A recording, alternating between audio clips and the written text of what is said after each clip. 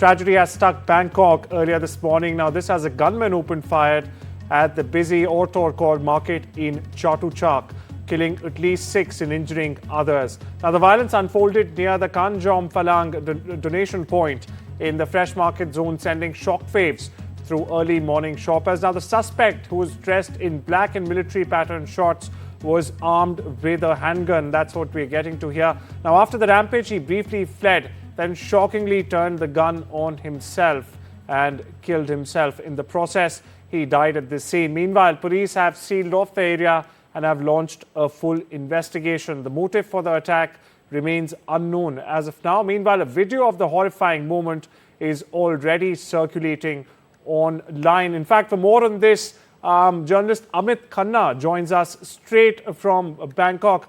Amit, what's the latest you're picking up? Have the police identified the shooter, and have they found any link to the market or its staff? No, so they have identified this person used to work as a security guard some time back with the same establishment, and where he believed to be having problems with the owner and the fellow security guards, and he came back to sort of take the revenge, and that's how this mass shooting happened.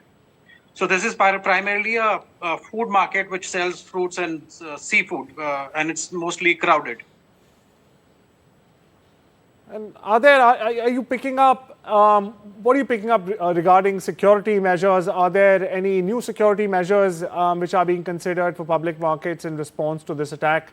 What's the latest? Do you have any update on the number of injured and those who have sadly lost their lives in this incident?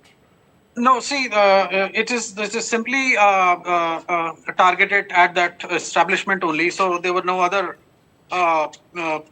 people injured, and there was a rivalry motive that was behind this mass shooting.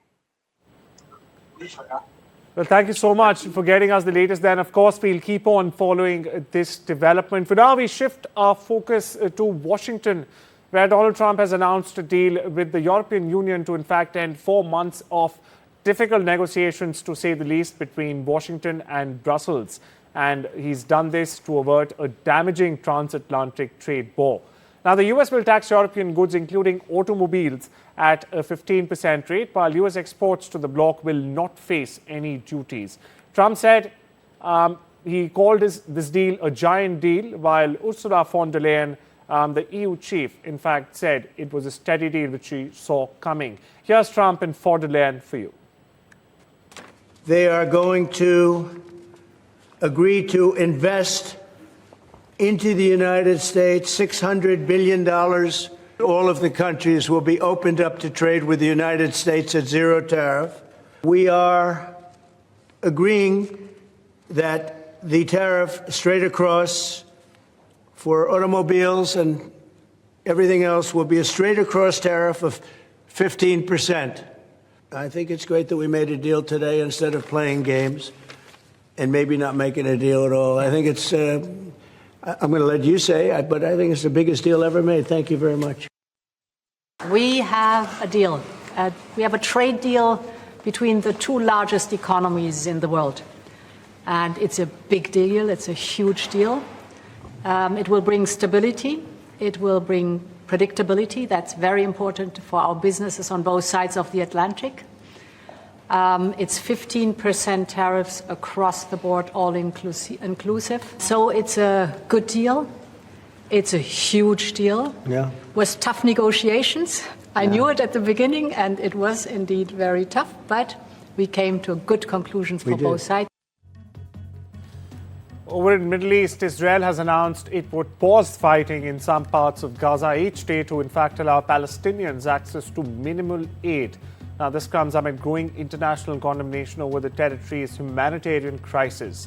The establishment of 8 corridors and resumed airdrops come as Western media report that Israel's military has found no proof of Hamas stealing United Nations-provided aid. Meanwhile, images of emancipated children have fanned criticism of Israel and PM Benjamin Netanyahu, needless to say, including allies who call for the war's end. Meanwhile, Israel has restricted aid to Gaza's population of over 2 million people because it says Hamas siphons it off to bolster its rule without providing evidence. Netanyahu has denied all the charges. Listen in to what the Israeli Prime Minister said. Israel is presented as though we are applying a campaign of starvation in Gaza. What a bold-faced lie. There is no policy of starvation in Gaza, and there is no starvation in Gaza. We enable humanitarian aid throughout the duration of the war to enter Gaza, otherwise there would be no Gazans. And what has interdicted the supply of humanitarian aid is one force, Hamas. Again, the reversal of truth. Hamas robs, steals this humanitarian aid, and then accuses Israel of not supplying it. Are faring once again in the Middle East. Israel's ambassador to the US has accused China of secretly helping Iran revive its ballistic missile program. Dr. Michael Leiter says chemical materials from China are being sent to Tehran. These are materials that could power missile fuel. He wants this could undo recent efforts to cripple Iran's weapons capabilities. Now, the claim follows last month's brutal conflict between Israel and Iran, which saw over 370 Iranian missiles fired and Israeli strikes on Iran's launch sites. Now, the US later also joined in, launching Operation Midnight Hammer to destroy key Iranian nuclear sites. In response, Tehran fired missiles at a US base in Qatar, pushing tensions to a global scale. Staying with the region where Syria will hold parliamentary elections in September, the head of a body tasked with organizing the election process told state media yesterday. Mohammad Talal Ahmad, chairman of the Higher Committee for People's Assembly elections, told state news agency Sana that elections will in fact take place between the 15th and the 20th of September this year. They will be the first to take place under the country's new authorities after the fall of former President Bashar al-Assad in a lightning rebel offensive in December last year. Now, one-third of the 210 seats will be appointed by interim President Ahmad al-Shara, or al-Julani, as he is known, with the rest to be indirectly elected. Al-Ahmad told Sana that women will make up at least 20% of electoral bodies and that the process will be monitored by international organizations. Shifting our focus to South Asia, where national elections are likely to be announced in Bangladesh in the first week of August by the interim government under Muhammad Yunus. The announcement is likely to coincide with the anniversary of the protests last year that led to the fall of the Sheikh Hasina-led government. The chief advisor of the interim government, that is Muhammad Yunus, may very well announce the date through an address at the nation, is what the local media in Bangladesh is reporting at the moment. Meanwhile, elections in Bangladesh to elect a government with a political mandate are likely to be held in February next year, that's 2026. Several political parties in the country have been demanding elections as the interim government does not have a political mandate. Demands to hold a national election by December, however, seem to have been ignored by the current interim government under Muhammad Yunus. Over in Washington, a bombshell claim is in fact shaking up the Trump administration. Now, this time involving Melania Trump, the First Lady, and Jeffrey Epstein. Donald Trump biographer Michael Wolff says Melania may have met Trump through Epstein's inner circle. That's correct. Now, he was speaking on a podcast. Wolff claims that Melania was very involved in Epstein's social scene and also introduced to Trump by a modeling agent tied to both the men. The Trump campaign is fighting back hard, calling Wolff a liar and a fraud. Spokesman Saif Chung did not hold back, slamming the author's credibility in a fiery statement. Meanwhile, Melania herself has responded in her memoir, saying that she met Trump at Manhattan's Kit Kat Club, not through Jeffrey Epstein. Meanwhile, Wolff also pointed to Melania's absence from Trump's recent legal battles, claiming she keeps a calculated distance. The Epstein case, meanwhile, continues to stir controversy even years after his death. And this latest twist puts more attention on Trump's past and his inner circle. Authorities say passengers had to evacuate a smoking American Airlines jet at Denver's airport using an emergency slide on Saturday, as you see on your screens right now. Now, the Federal Aviation Administration, or the FAA, says the Boeing 737 MAX 8 reported a possible landing gear incident during its departure from Miami.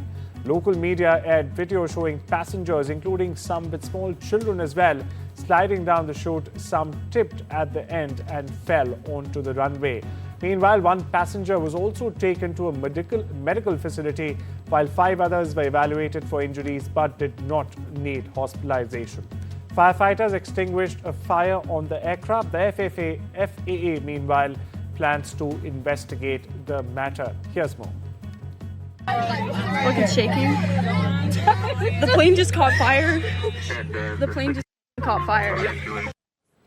Wildfires are raging across Greece and Turkey, forcing thousands to evacuate as extreme heat and strong winds fuel the flames. In Greece, temperatures have soared above 45 degrees Celsius for days together now. Fires are burning on multiple fronts, including Kythra, Crete and Evia, with villages evacuated and homes totally destroyed. The Greek Prime Minister has called it a titanic battle as help arrives from Czech and Italian teams. Over in Turkey, a firefighter has died and 14 people have been killed in total. This as blazes threaten cities like Bursa. A record temperature of 50.5 degrees Celsius has only made things worse.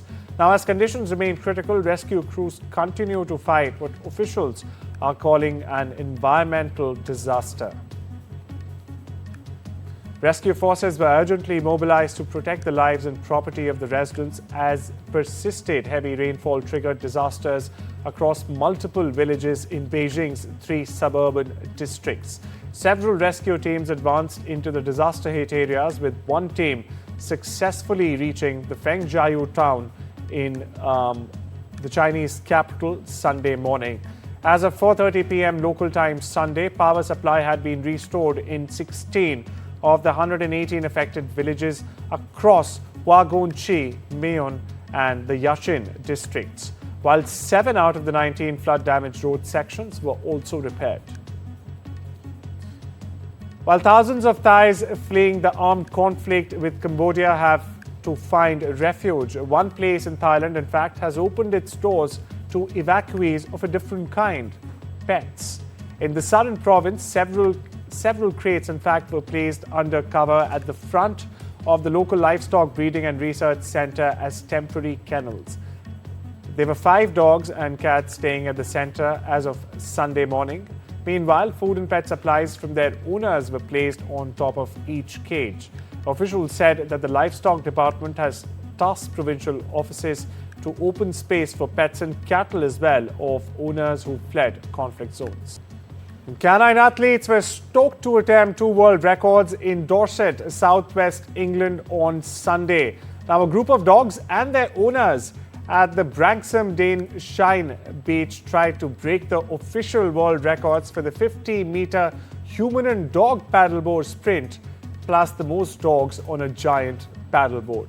Well, the results, they will come out, or rather be confirmed by officials later. We'll leave you with these visuals.